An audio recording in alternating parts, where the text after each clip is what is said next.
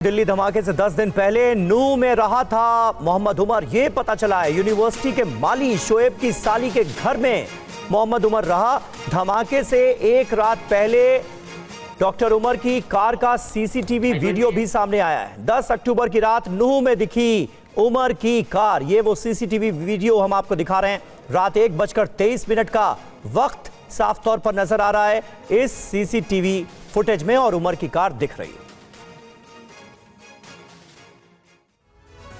नूह के हिदायत कॉलोनी पहुंचा TV9 भारतवर्ष। हिदायत कॉलोनी में ही ये डॉक्टर उमर रह रहा था। ब्लास्ट से पहले उमर ने कमरा किराए पर लिया था। हरियाणा पुलिस टीम जांच के लिए हिदायत कॉलोनी पहुंची। कुछ सीसीटीवी तस्वीरें सामने आई हैं जिसमें उमर तो नजर नहीं आया, लेकिन व्हाइट i20 कार जरूर दिखाई दी है। और जितेंद्र शर्मा हमारे संवाददाता, जितेंद्र भाटी हमारे संवाददाता हमारे साथ जुड़ गए हैं।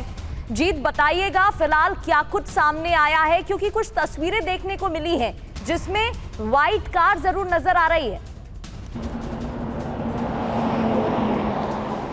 बिल्कुल, देखिए जैसे ही जम्मू कश्मीर पुलिस ने हरियाणा पुलिस के साथ में मिलकर ऑपरेशन किया और मुजम्मिल जो है डॉक्टर मुजम्मिल को पकड़ा, उसके बाद से उमर जो है वो लगातार बेचैन था और इधर से उधर भाग रहा था। ब्लास्ट से पहले वो कहाँ गया था उसकी जानकारी मिली है कि फिरोजपुर ज़िरका गया था, नूह इलाके में गया था। नूह में देखिए उसने बाकायदा ठिकाना बना रखा था जिसमें अल-फलाह यूनिवर्सिटी का जो टेक्नीशियन है, इलेक्ट्रीशियन है, उसी का शोएब, उसकी साली का मकान था, उसको भी उसने किराए पे लिया था। और देखिए ये जो है हिदायत कॉलोनी है और एक मस्जिद है वहाँ पर, उसके ठीक सामने वो मकान लेके रखा हुआ था उसने।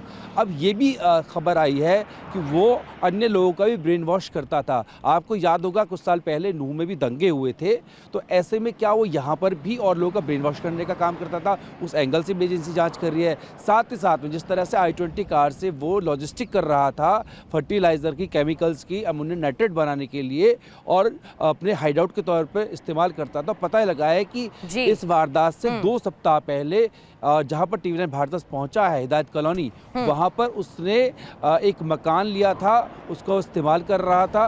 वहां पर हम पहुंचे, वहां पर जांच एजेंसी पहुंची है। साथ ही पता लगा है कि एक फिरोजपुर ज़िरका में ATM था, वहां वो पहुंचा SDFC का। जब वहां पर तस्वीर भी सामने आई है। बहुत बहुत शुक्रिया आपका जानकारी देने के लिए। और नूह के हिदायत कॉलोनी पहुंचा TV9 भारतवर्ष। आपको बता दें हिदायत कॉलोनी में ही ये डॉक्टर उमर रहा करता था। ब्लास्ट से पहले ये जानकारी सामने आई है। और डॉक्टर उमर, आतंकी उमर पर भी एक और बड़ा खुलासा हुआ है। लोगों का ब्रेन वॉश भी करता था आतंकी उमर, साथ ही डॉक्टरों का ब्रेन वॉश करता था। संदिग्धों से पूछताछ में जुटी है एजेंसियां। ये इस वक्त ताज़ा खबर निकलकर सामने आ रही है। कई डॉक्टरों का, कई लोगों का ब्रेन वॉश किया करता था आतंकी डॉक्टर, जिसने खुद को उड़ा लिया दिल्ली ब्लास्ट में। और ज्यादा जानकारी पुनीत शर्मा दे रहे हैं, इस वक्त उनके पास चलते हैं। पुनीत, ये जानकारी आई है कि कई लोगों से संपर्क में था, कई लोगों का ब्रेन वॉश किया गया था। किन किन लोगों से संपर्क में था आतंकी उमर? देखिए, जब दिल्ली में लाल किला के सामने ब्लास्ट हुआ तो एक बात साफ हो गई थी कि इसमें कई डॉक्टर्स इन्वॉल्व हैं और आपस में जुड़े हुए हैं और इनमें से ज्यादातर रेडिकलाइज्ड और ब्रेन वॉश उनका किया जा चुका है। शुरुआत में मुजम्मिल और अदील का मामला सामने आया था, जिसको कि बताया जा रहा है कि शाहीन शाहिदा ने किया था।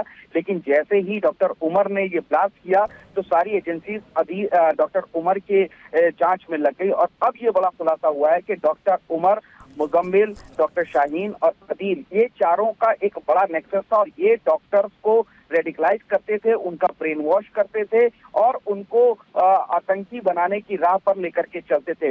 यही वजह है कि डॉक्टर उमर का कमरा नंबर 4 अल-फलाह यूनिवर्सिटी का और मुजम्मिल का कमरा नंबर 19 में कई ऐसे राज दफन है जिनको कि नोटबुक और डायरी से खुलासा हो रहा है अब कि कई लोगों का इन लोगों ने ब्रेन वॉश किया, रेडिकलाइज किया। ठीक है पुनीत, नजर बना के रखिए। तो जो आतंकी उमर की डायरी मिली है उससे कई राज अब बेपर्दा हो रहे हैं।